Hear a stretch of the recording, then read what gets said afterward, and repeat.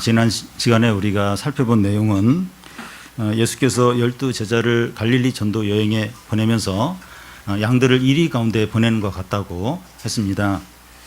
12제자들과 그들 이후로 등장하는 수많은 복음 전도자들과 성도들이 왕과 관리들 앞에서 재판을 받고 또 감옥에 갇히고 죽기도 한다는 겁니다. 복음 전파의 적대 행위가 가장 가까운 가족에게서 시작이 돼서 보편적으로 이루어진다는 겁니다. 복음 전파와 신앙을 위해서 사랑하는 가족과 또 친구들과 직장 동료들로부터 미움과 왕따와 불이익을 당할 수 있다는 겁니다. 이것을 생각하면 걱정과 두려움이 밀려오게 됩니다. 오늘 말씀은 두려워하지 말라는 겁니다. 복음을 전하고 신앙을 지키면서 두려워하지 않아야 될 이유를 5가지로 말씀합니다. 이 첫 번째 이유는 종이 주인보다 높지 못하기 때문입니다. 24절, 25절을 보면 제자가 그 선생보다 또는 종이 그 상전보다 높지 못하나니 제자가 그 선생 같고 종이 그 상전 같으면 조카도다. 집주인을 바알세불이라 하였거늘 하물며 그 집 사람들이야. 여기서 제자와 종은 그 12제자나 복음 전도자나 성도들을 가리키고 선생과 상전은 예수님을 가리킵니다. 그런데 선생이고 상전이신 예수님이 미움과 고난을 받았다면 그의 제자이고 종인 성도들이 미움과 고난을 받는 것은 당연하다는 겁니다. 집주인을 바알세불이라고 했다고 하는데 이 바알세불은 그 귀신의 왕을 가리킵니다.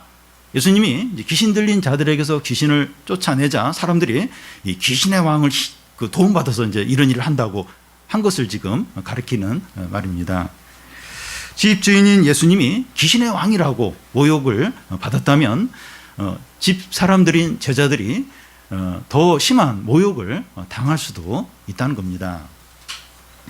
주인이고 선생이고 상전인 주님이 미움과 모욕과 고난을 당했는데 그의 종이고 제자이고 아랫사람들인 성도가 주님이 받으신 것을 받지 않으려고 하면 안 된다는 겁니다. 이 좋은 말만 들으려고 하고 좋은 대우만 받으려고 하면 안 된다는 겁니다. 우리의 스승이고 우리의 주인은 예수님은 막 그렇게 모욕을 당하고 어려움을 겪고 십자가에 죽으셨는데 그를 믿는 그 제자들, 그를 선생으로 여기는 우리들은 좋은 대접받고 좋은 말만 듣고 칭찬만 들으려고 해서는 안 된다는 겁니다. 제자들이 그 부르심을 받아서 예수님처럼 놀라운 일을 행했는데 그러면 예수님처럼 고난도 받아야 합니다. 성도가 예수님처럼 고난과 미움과 불이익을 받았다면 그 영광이라는 거예요. 만족할 일이라는 겁니다. 내가 예수님과 같은 그런 취급을 받고 예수님과 비슷한 일을 하고 비슷한 대우를 받는다면 그 자체가 영광이라는 거예요. 그걸로 이제 만족을 해야 할 일이라는 겁니다. 그래서 성도가 복음 전파와 믿음을 이제 지키기 위해서 손해와 왕따와 불이익을 당하는 것을 두려워해서는 안 됩니다. 두려워하지 않아야 될 두 번째 이유는 이 감추인 것이 드러날 것이기 때문입니다. 26절을 보면 그런즉 그들을 두려워하지 말라. 감추인 것이 드러나지 않을 것이 없고 숨은 것이 알려지지 않을 것이 없느니라. 여기서 감추인 것이나 숨은 것이 뭘 말합니까? 그 제자들이 전하는 복음이나 또 성도들이 어떤 자들인가 하는 것을 가리킵니다. 그 당시 제자들이나 그들이 전하는 복음은 감추어져 있고 숨겨져 있다고 할 수가 있습니다. 감춰져 있고 이제 숨겨져 있다고 하는 것은 사람들이 모르는 거예요. 감춰져 있으니까. 그러면 오해를 하게 돼요. 그리고 불신을 하게 되고 이제 하게 됩니다. 사람들은 잘 모르면 선입감을 가지고 싫어해요. 막 미워하는 경우가 있습니다. 모르면 그래요. 모르면. 그래서 이 선진국 같은 경우는 좀 중진국이나 다른 나라 사람들 자꾸 그 젊은이들을 유학을 이렇게 하게 해요. 그래서 장학금도 주고 그래서 이제 미국에서 공부하고 돌아가면 그 미국에 대해서 좋은 생각을 하는 거예요. 그 사람들이 돌아가면 이제 정치인들이 되고 이제 중요한 역할을 하게 되는데 미국에 대해서 우호적인 생각을 이제 갖게 된다는 겁니다. 그러니까 미국을 아니까. 근데 모르면 그러니까 서로 모르면 자꾸 이제 오해를 하게 되고 적대적인 게 되고 이제 불신을 하게 이제 됩니다. 예를 들어서 어떤 범죄가 발생했을 때 경찰이 범인으로 의심되는 사람을 잡아서 고민을 하고 감옥에 가두는 경우가 있습니다. 사실이 숨겨져 있으니까 오해를 하는 거예요. 그 사람 말을 이제 못 믿는 겁니다. 감춰졌고 이제 숨겨진 사실은 언젠가 그 사실이 드러날 때가 온다는 겁니다. 이 과거사 인권위원회가 있는데 그 과거에 억울하게 죽은 사람들의 사건을 재수사해서 이렇게 그 죽은 사람의 명예를 회복시키고 가해자를 이제 처벌하는 그런 이제 역할을 합니다. 고 박종철 군의 일이 이제 그러했고, 고 장재현 씨의 사건도 다시 재수사에 들어갔습니다. 세상에서도 숨겨진 사실이 드러나는, 어느 정도 이제 드러납니다. 그러니까 완벽하게 다 드러나진 않지만 세상에서도 숨겨진 사실이 시간이 지나면서 다시 이게 사실이 드러나는 경우가 많이 있습니다. 그런데 이 사실 중에 사실인 이 복음과 또 성도가 어떤 자들인가 하는 것은 드러날 때가 반드시 온다는 겁니다.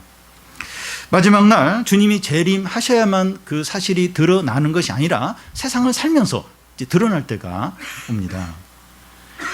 이 가족이나 친구나 이제 회사 이제 상관 그 중에서 신앙을 가졌다고 해서 그렇게 미워하고 또 반대하던 사람이 어떤 계기를 통해서 그 성도의 신앙을 인정해주고 자기 자신도 예수를 믿는 경우가 있습니다.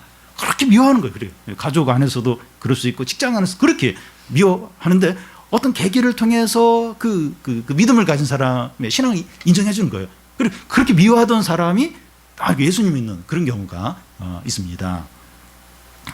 우리가 복음을 열심히 전하고 믿음으로 진지하게 살아도 오해를 받고 미움을 받고 손해를 보는 이유는 우리가 믿는 게 잘못됐고 거짓돼서가 아니라 이게 숨겨져 있는 거예요. 가려져 있는 겁니다. 사람들이 모르는 거예요. 모르니까 자꾸 이제 오해를 이제 하고 미워하는 것이지 우리가 믿는 게 잘못됐거나 거짓된 것이 아니라는 겁니다. 근데 가려진 진리는 드러날 때가 반드시 옵니다. 그래서 우리가 믿는 복음이 진실하고 참되다, 이게 드러날 때가 온다는 겁니다. 그래서 잘 이제 이렇게 인내를 해야 돼요. 왜 이렇게, 이 분명히 옳은데 진리인데 왜 사람들은 그렇게 싫어하고 날 미워할까? 이게 숨겨져 있는 거예요. 가려져 있는 거예요. 근데 때가 되면 이게 참되고 이게 옳다, 진리다 하는 게 이제 드러날 때가 이제 온다는 겁니다. 그래서 이 성도는 어떻게 살아야 됩니까? 27절에 보면 내가 너희에게 어두운 데서 이른 것을 광명한 데서 말하며 너희가 귓속말로 들은 것을 집 위에서 전파하라. 내가 너희에게 어두운 데서 이른 것이나 또 너희 귓속말로 들은 것이라고 하는 것은 예수님께서 12 제자를 집안에 이렇게 모아놓고 그들에게만 이제 말씀을 전한 것을 가리킵니다. 그뿐만 아니라 예수님 병자를 고친 후에 아무에게도 이야기하지 말라고 이런 적이 여러 번 있었고, 또 변화산에서 새 제자와 함께 예수님이 영광스럽게 이렇게 변형됐을 때 내가 죽고 살아난 전까지는 이 얘기를 절대 이야기하지 말라고 그렇게 말씀을 했습니다. 그런데 예수께서 죽은 자 가운데서 부활하신 후에 제자들은 예수님에게서 들은 말씀이나 또 본 이적이나 예수님에 관한 건 무엇이든지 얼마든지 사람들에게 말하고 이제 가르칠 수 있었습니다. 광명한 데서 말하고 쥐 위에서 전파하라는 거예요. 그 어두운 데서 들었는데 그걸 이제 광명한 데서 공개적으로 집 위에서 공개적으로 이야기를 이제 하라는 겁니다. 복음과 예수님에 대한 것은 무엇이나 공개적으로 적극적으로 용기 있게 전하라는 겁니다. 의심을 하거나 머뭇거리지 말고 확신을 가지고 담대하게 말하라는 겁니다. 왜냐하면 복음과 하나님의 말씀은 진리이고 또 진실하고 참된 것이기 때문입니다. 지금 사람들이 잘 몰라서 오해하고 불신하지만 시간이 지나면 언젠가는 그게 진실하고 참되고 영원한 것이다 하는 게 드러날 때가 온다는 거예요. 그래서 이 하나님의 관한 거나 하나님의 말씀은 사람들이 막 이렇게 오해하고 싫어하고 그런다 할지라도 이렇게 공개적으로 적극적으로 이야기를 하라는 겁니다. 왜냐하면 하나님의 말씀과 복음은 진리라는 거예요. 진리고 참되다는 거예요. 시간이라면 결국 드러날 때가 온다는 겁니다. 이번 여름 성경학교도 그랬지만 이제 청소년 캠프를 통해서 참 하나님의 말씀이 진리고 참되다 하는 것이 드러나는 이제 기회였습니다. 우리의 삶 가운데서도 하나님께서 말씀이 진리다 하는 것을 드러내실 때가 이제 옵니다. 그러니까 나는 이렇게 말씀대로 살고 또 이렇게 말씀을 이야기하고 그렇게 하는데 뭐 이렇게 좀 사람들 반응도 안 좋고 또 뭐 좋은 일이 생기는 것도 아니고 그래서 자꾸 낙심이 될 수 있어요. 그런데 하나님의 말씀이 참되다, 진리다 하는 걸 하나님께서 드러내실 때가 있습니다. 믿지 않는 가족들이, 회사 동료들이 네가 이렇게 하나님 말씀대로 믿고 그랬는데 그게 진짜 옳았다. 그렇게 인정을 할 때가 있다는 겁니다. 내가 지금은 교회 안 가지만 나도 이제 너처럼 이렇게 하나님 믿고 싶다. 이런 얘기를 할 때가 있어요. 이게 이제 조금 부정적인 쪽으로도 이제 가능한데 하나님 말씀이 경고를 해요. 우리에게 경고를 하는데 우리가 그 말씀을 이렇게 무시하고 그랬다가 하나님께서 그 말씀대로 이루신 것을 우리가 또 경험을 할 때가 있습니다. 그런 걸 경험하면서도 하나님 말씀이 진리구나, 참되구나 하는 것을 이제 깨닫게 됩니다. 그래서 우리는 이 말씀을 전적으로 의지하고 말씀을 적극적으로 전하며 살아야 됩니다. 왜냐하면 진리니까. 지금 감춰져서 그렇지, 그리고 사람들이 잘 몰라서 그렇지, 진리니까. 결국 이제 사실이고 진림이 드러날 때가 오기 때문에 우리 말씀을 의지해야 돼요. 그리고 말씀을 또 이렇게 담대하게 또 전해야 됩니다. 그럼 나중에라도, 처음에는 막 이렇게 비난하고 또 그랬던 사람도 나중에라도 이게 진리구나 하면서 이제 믿음을 가질 기회가 된다는 거예요. 근데 아예 그냥 사람들이 반응이 안 좋다고 해서 이야기를 안 해버리면 그렇게 나중에 드러날 그 기회가 없는 거예요. 그래서 나도 이렇게 말씀을 전적으로 의지할 뿐만 아니라 자꾸 이렇게 사람들 안 듣고 뭐 싫어하고 할지라도 자꾸 이렇게 말씀을 전해야 됩니다. 두려워하지 않아야 될 세 번째 이유는 사람을 두려워하지 않아야 하기 때문입니다. 28절을 보면 몸은 죽여도 영혼은 능히 죽이지 못하는 자들을 두려워하지 말고 오직 몸과 영혼을 능히 지옥에 멸하실 수 있는 이를 두려워하라. 사람은 몸과 영혼으로 이루어졌습니다. 사람이 사람에게 줄 수 있는 가장 큰 해가 뭔가 하면 목숨을 빼앗는 겁니다. 신앙 때문에 목숨을 잃게 된다면 가장 두려운 일일 겁니다. 이 북한에서는 복음을 전하다가 혹은 예수님 믿는 게 드러나면 총살을 당할 수 있고 강제 수용소에 붙잡혀가서 죽도록 고생을 하게 됩니다. 이슬람권 국가에서는 내국인이 그 기독교 신자라는 게 드러나면 체포되기도 하고 감옥에 갇히기도 하고 두들겨 맞기도 하고 또 가족들로부터 큰 어떤 이렇게 고통을 이제 겪게 됩니다. 이 한국 사회에서 이제 사회적인 이제 이슈들, 예를 들어 동성 연애자들의 이제 축제인 이 퀴어 축제를 어떻게 봐야 되는가, 그런 문제에 대해서 이 기독교 입장에서 이제 퀴어 축제를 반대하고 이 동성애는 그 유전적인 원인이 아니라 죄다, 이렇게 이제 말하면, 특히 이제 대학생들 그런 모임에서 이제 이런 자기의 이제 소신을 이제 이렇게 다 이야기를 하면 성소수자 이권을 무시하는 차별주의자고 시대에 뒤떨어진 자고 또 정치적인 비난까지 더하면서 왕따를 당하게 됩니다. 신앙 때문에 왕따가 되면 사회적인 죽음을 이제 겪는 거예요. 이게 굉장히 힘들어요. 신앙 때문에 싹 시선이 싹 사늘해지면서 이제 다 이제 이렇게 매사에 이제 무시를 하는 거예요. 기독교의 어떤 걸 다 이야기하면 이게 이제 사회적인 죽음을 이제 당하는 거죠.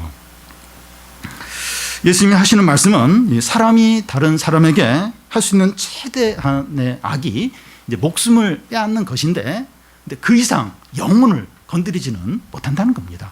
목숨까지는 뺏어요. 뭐 이렇게 육체의 고통은 이제 줄 수 있지만 영혼까지 건드리지는 못한다는 겁니다. 그런 사람을 두려워하지 말라는 겁니다. 우리가 진짜 두려워할 분이 있는데 사람의 몸과 영혼을 지옥에서 멸하는 분을 두려워해야 됩니다. 이 하나님이시죠. 여기서 멸한다고 하는 것은 완전히 없애버리는 것을 말하지 않습니다. 그러니까 그렇게 이제 주장을 하는 사람들, 신학자들 중에서 그런 사람이 있는데, 우리가 죽으면 지옥이 없다는, 그냥 이렇게 영혼이 우리의 몸이 싹 이제 사라진다는, 멸해진다는 거예요. 그러면 어떤 면에서 두려울 게 없어요. 왜냐하면 죽으면 모든 게 무로 돌아가니까 이렇게 세상에서 마음껏 욕심으로 살고 죄짓고는 딱 죽어버리면 이제 무로 돌아가니까 어떤 면에서 괜찮죠. 그렇지가 않다는 거예요. 그래서 멸한다고 하는 것은 몸과 영혼을 가진 그 사람이 영원한 지옥에서 고통을 당하는 것을 말합니다. 하나님이 그렇게 하신다는 거예요. 사람들은 뭐 육체에 고통을 주고 최대한 걸 하면 죽이는 것까지 이제 하지만 그 하나님은 이제 몸과 영혼을 가진 사람을 지옥에 들어가게 해서 영원한 고통을 당하게 한다는 겁니다. 그렇게 하는 하나님을 두려워해야 한다는 겁니다. 왜 사람을 두려워하지 않아야 하는가 하면 사람은 어떤 식으로 죽더라도 마지막 날 다시 몸을 갖고 하나님 앞에 서서 지옥과 천국으로 나눠지기 때문입니다. 그러니까 물론 이제 사람이 어떻게 죽느냐 하는 건 중요합니다. 근데 사람은 결국 죽어요. 결국 죽어요. 근데 죽고 나서 마지막 날 그 모든 사람이 다시 몸을 가지고 부활을 합니다. 그래서 하나님 앞에서 지옥으로, 영원한 지옥에 던져지기도 하고 영원한 천국에 들어가기도 하는 겁니다. 그래서 중요한 것은 몸과 영혼을 가진 사람이 지옥에 들어가 영원한 고통을 받느냐 아니면 천국에 들어가 영원한 축복을 받느냐 하는 것이 중요합니다. 이것을 결정하는 분이 하나님이세요. 하나님입니다. 그래서 이 하나님이 진짜 중요한 거예요. 하나님을 진짜 두려워해야 되는 겁니다. 사람에게는 두려움이 있습니다. 또 두려움이 또 필요하기도 해요. 근데 이 사람이 두려워할 대상이 있고 두려워하지 않아야 할 대상이 있습니다. 그런데 사람을 두려워하게 되면 하나님을 두려워하지 않게 됩니다. 사람이 사람을 너무 두려워해요. 그러면 그 사람은 하나님을 안 두려워하게 됩니다. 그러나 사람이 하나님을 두려워하면 다른 사람뿐만 아니라 다른 것들도 두려워하지 않게 됩니다. 하나님을 두려워하는 것이 믿는 거예요. 믿음이 있는 겁니다.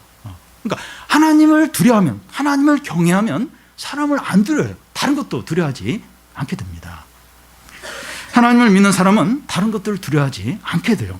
하나님을 두려워하니까 모든 걸 두려워할 것 같아요. 그렇지 않아요. 하나님을 두려워하는 사람은 사람을 안 두려워요.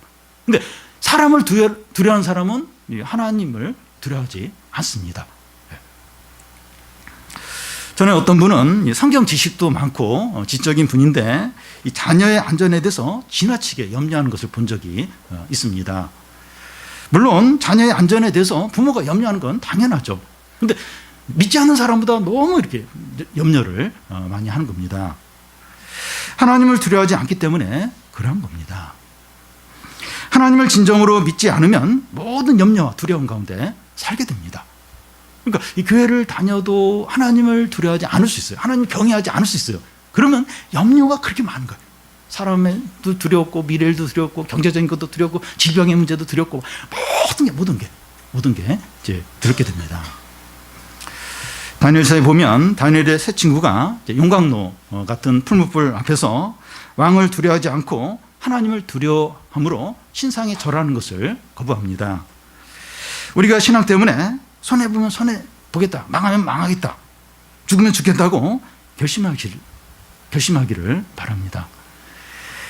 힘 있는 사람이나 미래 일이나 경제적인 위기나 이 질병을 두려워하는 것이 아니라 하나님을 두려워하시기를 바랍니다. 그럴 때 하나님의 능력과 구원과 축복이 나타납니다. 여러분, 하나님을 두려워하고 하나님을 경외하고 다른 걸 이렇게 안 두려워하면 걱정이 돼요. 걱정이 됩니다. 불안해요. 왜냐하면 사람을 두려워하고 일들을 두려워하면서 막 미리 준비하고 또 막 이러면 이제 조금 덜 이제 걱정이 될 수 있는데, 그러니까 안 두려워하고 하나님만 두려워하고 하나님만 경외하면 사실 걱정이 많이 돼요. 그럴 때 하나님이 일을 하세요. 하나님의 능력이 나타나고 구원이 나타나고 하나님이 살아계심을 나타냅니다. 하나님을 두려워한다는 건 하나님 의지하는 거잖아요. 하나님을 바라본다는 거죠.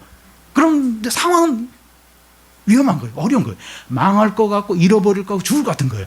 그럴 때 하나님의 능력과 하나님의 구원과 하나님의 살아계심이 나타난다는 겁니다. 그리고 쉽게 손해보지 않고 망하지 않고 죽지 않습니다. 그래서 내가 망하면 망하리라, 죽으면 죽으리라, 잃어버리라, 주님을 위해서 그렇게, 주님을 내가 의지함으로 그렇게 하겠다. 그리고 사실 불안해요. 아, 진짜 이렇게 망하면 어떻게 될까? 근데 쉽게 안 망해요. 쉽게 안 죽습니다. 왜냐하면 하나님께서 다스리시고 모든 걸 통제하시기 때문입니다. 네 번째 이유가 바로 그것을 말씀합니다. 우리가 두려워하지 않아야 할 네 번째 이유는 참새보다 우리가 귀하기 때문입니다. 29절에서 31절까지를 보면 참새 2마리가 한 아사리온에 팔리지 않느냐. 그러나 너희 아버지께서 허락하시지 아니하시면 그 하나도 땅에 떨어지지 아니하리라. 너희에게는 머리털까지 다 새신 바 되었나니 두려워하지 말라. 너희는 많은 참새보다 귀하니라. 참새 2마리가 한 아사리온에 팔리지 않느냐 하는데, 아사리온은 그 당시 노마 화폐 중에 가장 작은 단위의 화폐를 말합니다. 누가복음에는 2 아사리온에 참새 5마리가 팔리지 않느냐 하는데, 그러니까 한 아사리온에 참새 2마리니까 그 2 아사리온에는 참새 4마리가 되는데 한 마리를 덤으로 더 주는 거예요. 그래서 5마리, 2 아사리온에 참새 5마리를 이제 판다는 겁니다. 참새는 그 당시 가난한 시민들이 고기를 먹고 싶을 때 살 수 있는 가장 이렇게 싼 그 동물에 해당이 됩니다. 그 당시 참새는 너무 이렇게 보잘것없어요. 너무 이제 작은 것에 이제 불과했습니다. 그런데 너희 아버지께서 허락하지 않으면 참새 한 마리도 땅에 떨어지지 않는다는 겁니다. 무슨 말인가 하면 보잘것없는 참새 한 마리가 잡히거나 잡히지 않는 이런 것까지 하나님께서 다스리시고 통제를 하신다는 겁니다. 이 세상에 있는 모든 것 중에 하나님의 통제와 다스림을 벗어나는 것은 아무것도 없습니다. 그러니까 이 세상, 이 하늘 아래 있는 모든 것들, 뭐 우주도 마찬가지지만 이런 이 세상의 모든 것들 중에서 하나님의 통제, 하나님의 다스림을 벗어나서 독자적으로 이렇게 일어나는 건 없다는 거예요. 우연은 없다는 거예요. 우연. 우리는 우연이라고 하는데 다 하나님의 다스림과 하나님의 통제 가운데서 이루어진다는 겁니다. 그런데 이 성도에 대해서는 하나님은 어떻습니까? 너희에게는 머리털까지 다 새신 바 되었다는 겁니다. 문자대로 보면 너희 머리털 개수가 몇 개인지 다 세어서 내가 알고 있다는 겁니다. 하루에 이 보통 사람의 머리카락이 빠지는 개수가 한 50에서 80개 정도라고 이제 말합니다. 머리를 감을 때도 빠지고 언제든지 자연스럽게 이렇게 이제 머리털이 이제 빠집니다. 집에서 이제 방을 닦을 때 보면 머리카락이 많아요. 이렇게 자연스럽게 우리도 모르게 이제 머리카락이 이제 떨어진 거죠. 이 탈모 때문에 고민하는 사람을 제외하고, 탈모 방지 무슨 샴푸 쓰고 비누 쓰고 이런 사람을 제외하고, 이게 머리털이 빠지는 거에 대해서 막 충격을 받고 막 이렇게 염려하고 그런 사람들은 없습니다. 대부분의 사람들은 이렇게 머리털이 이렇게 좀 빠지는 거에 대해서 대수롭지 않게 여깁니다. 그런데 하나님 아버지는 우리의 머리카락이 몇 개나 빠지는지 아실 뿐만 아니라 아실 정도로 우리의 모든 것을 다 아신다는 겁니다. 하나님 아버지께서 하찮은 우리 머리카락까지 다 세신다면 우리의 건강이나 경제적인 필요나 주택 문제나 진로 문제나 입시 문제나 고민하는 것이나 미래의 일에 대해서 모르는 게 없다는 거예요. 다 아신다는 겁니다. 우리가 중요한 게 여기는 것 중에서 하나님 아버지께서 모르거나 관심이 없으신 것은 하나도 없습니다. 그러니까 수시로 빠지는, 하루에 50개씩 80개씩 빠지는 그 머리카락까지 아세요. 그것까지 세십니다. 머리카락이 100개 넘으면 이거 탈모 증상인데 얘 지금 탈모 이게 생긴 거 아니야? 그러니까 그 정도로 우리의 모든 걸 아시고 관심을 갖는다는 거예요. 하물며 우리가 중요하게 여기는 거, 우리의 먹는 문제, 우리의 미래 문제, 우리의 중대한 문제, 이런 문제에 대해서 하나님 모르시겠느냐 하는 겁니다. 그래서 우리는 어떻게 됩니까? 31절에 보면 두려워하지 말라. 너희는 많은 참새보다 귀하다는 겁니다. 두려워하지 말라는 거예요. 걱정하지 말라는 겁니다. 하찮은 참새 한 마리도 하나님께서 허락하지 않으면 잡히지 않는데, 하나님의 자녀인 우리는 많은 참새보다 귀하다는 거예요. 많은 참새, 수천 수만 마리의 참새보다도 훨씬 더 우리가 귀하다는 거예요. 하나님의 자녀인 우리가 훨씬 귀하죠. 하나님 아버지가 우리의 머리카락 숫자까지 아실 정도로 우리의 모든 것을 다 아신다면 두려워하지 말라는 거예요. 두려워하지 말라는 겁니다. 신앙 때문에 주위 사람들이 우리의 행복과 또 권리와 명예를 빼앗아 가려고 해도 두려워하지 말라는 겁니다. 계속 믿음을 지키고 복음을 전하라는 거예요. 왜냐하면 하나님 아버지께서 그의 자녀인 우리를 돌보신다는 거예요. 책임을 진다는 겁니다. 우리가 쉽게 무너지지 않고 망하지 않고 죽지 않는다는 거예요. 참새의 생사 여부 이것도 하나님이 돌보시는데 하물며 그의 자녀인 우리를 돌보지 않겠느냐 하는 거예요. 걱정하지 말라는 거예요. 두려워하지 말라는 겁니다. 특히 믿음으로 살려고 하는데 하나님 뜻대로 살려고 하는데 막 걱정거리가 밀려오고 그럴 때 두려워하지 말라는 겁니다. 우리가 믿음으로 살면서 염려와 두려움이 밀려올 때 무슨 생각을 해야 됩니까? 걱정이 많아요. 걱정이 많습니다. 염려가 많아요. 그런 일들이 있어요. 특히 말씀대로 살려고 하고 이렇게 하나님 뜻대로 살려고 하면 더더욱 걱정과 염려들이 밀려옵니다. 지금도 이제 예배 드리기 전에 또 예배 드리면서도 이렇게 염려들이 걱정거리들이 우리에게 있습니다. 그럴 때 무슨 생각을 해야 됩니까? 하나님 앞에서 참새가 더 중요할까? 내가 더 중요할까?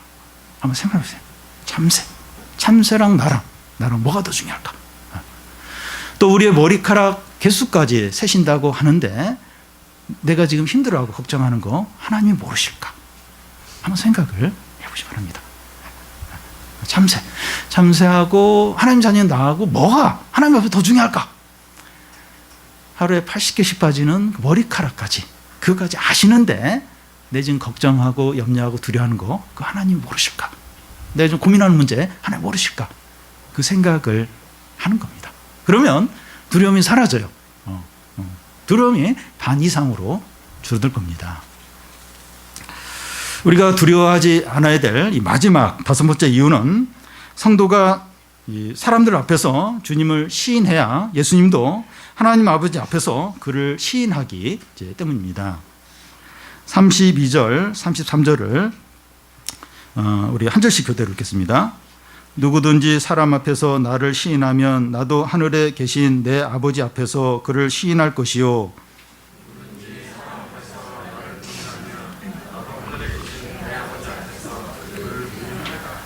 누구든지 사람 앞에서 나를 시인하면 하는데 여기서 시인한다고 하는 것은 그냥 단지 입으로 그렇다고 인정하는 정도가 아니라 마음을 다해서 이게 신앙 고백을 하는 것을 가리킵니다. 내가 예수님이 나의 주인이십니다. 내가 주님께 속했습니다. 하는 고백을 하는 것을 이제 말합니다.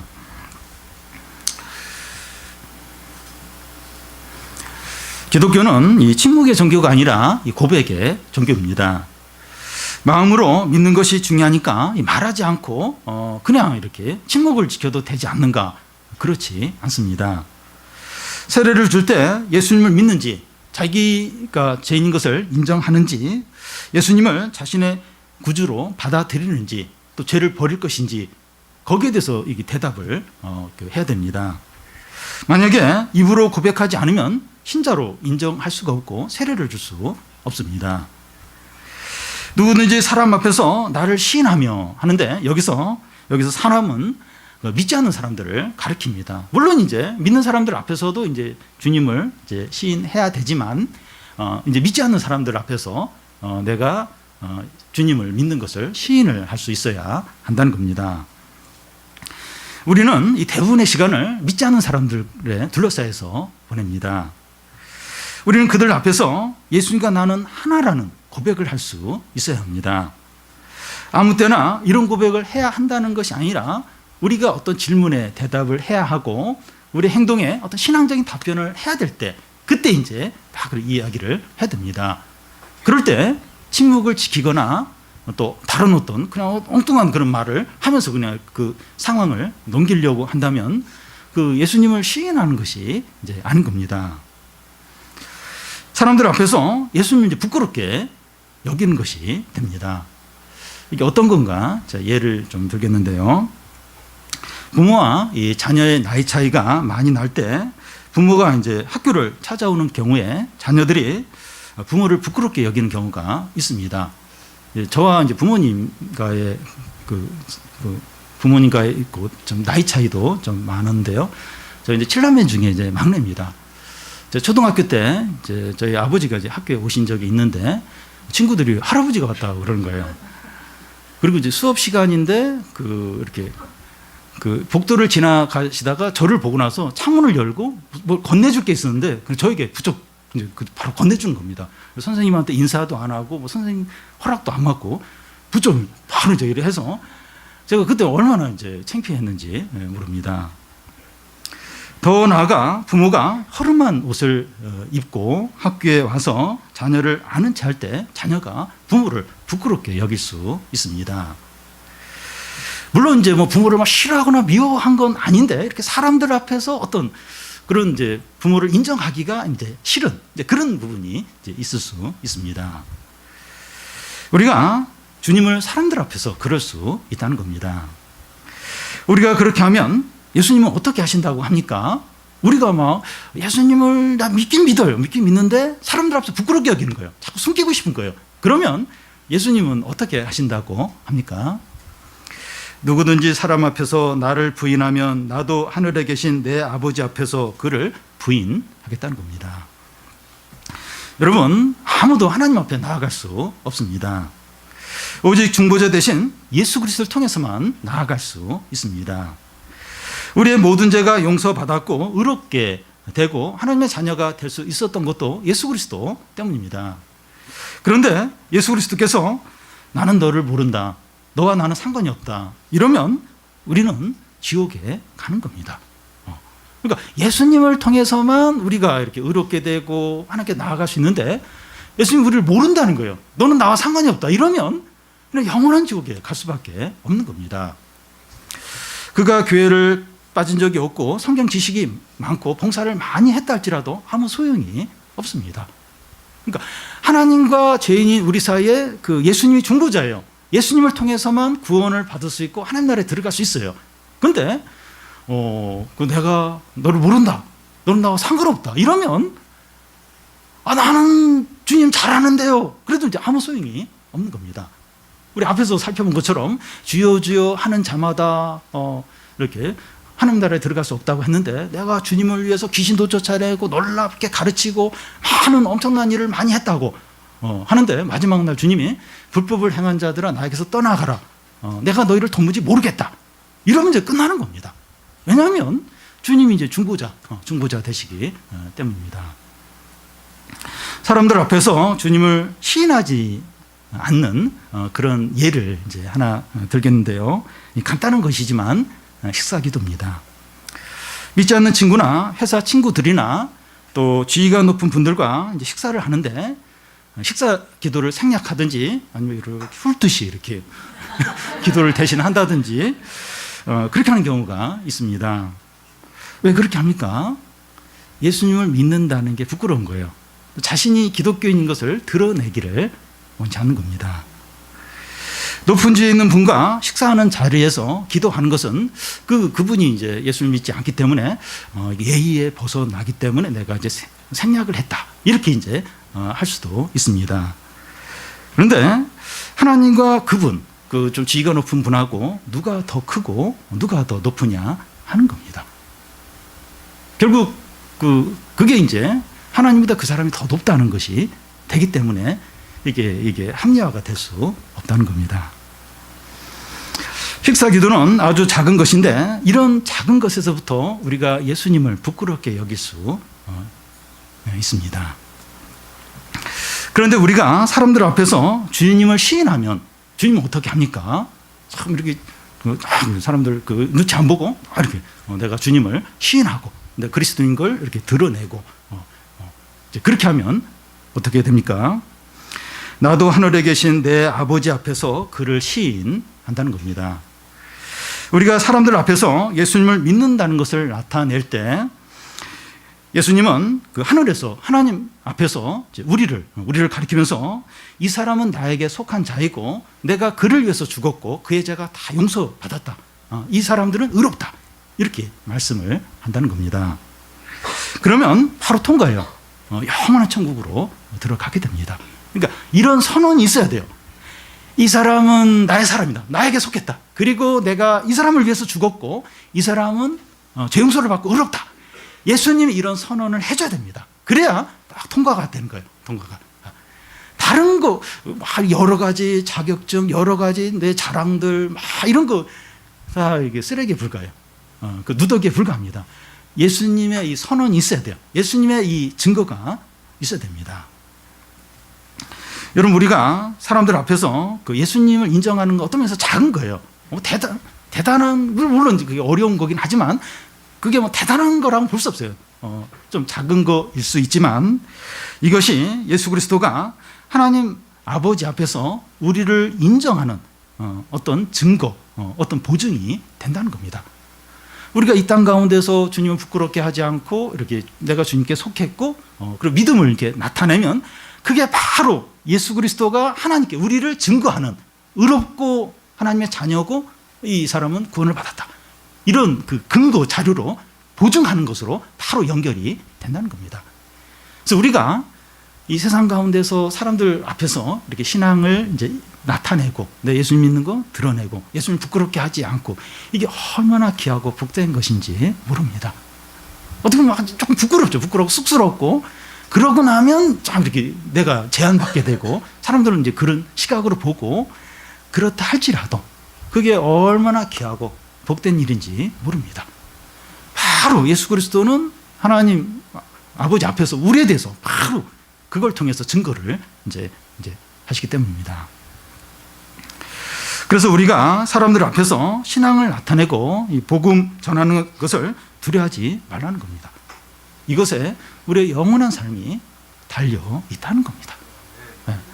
그래서 이렇게 뭘 많이 하고 뭘 이렇게 어떤 그런 거예요. 어려운 걸 하고 거기에 이게 영원한 삶이 달려 있는 것이 아니라 우리의 일상적인 삶 가운데서 사람들과의 관계에서 거기에서 내 예수님을 부끄럽게 여기지 않고 내 신앙을 나타내고 또 말씀을 전하고 참 이게 작아 보이지만 이게 이제 영원한 삶을 결정을 한다는 겁니다.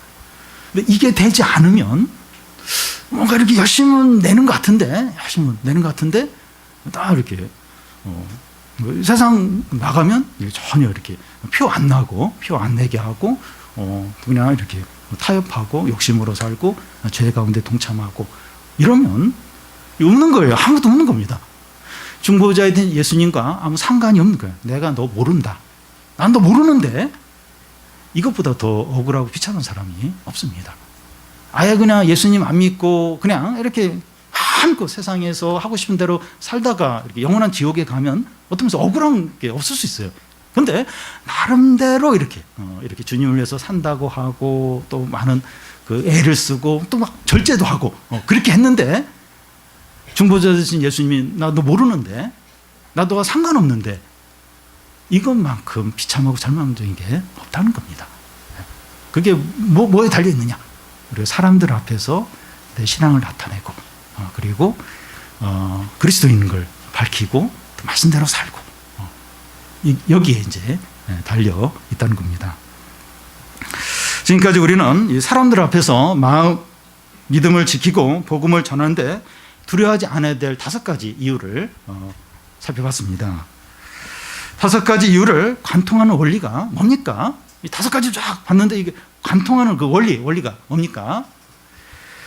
제자들은 예수님이 하시는 일을 동일하게 행했고 예수님처럼 고난을 받았고 예수님처럼 하나님 아버지로부터 보호를 받았다는 겁니다. 예수님과 동일하게 행하고 동일하게 고난을 받고 동일하게 보호를 받았다는 겁니다. 이게 얼마나 복된 건지 몰라요. 주님 우리를 부르셔서 예수님처럼 살게 해요. 그리고 예수님처럼 고난을 받게 합니다.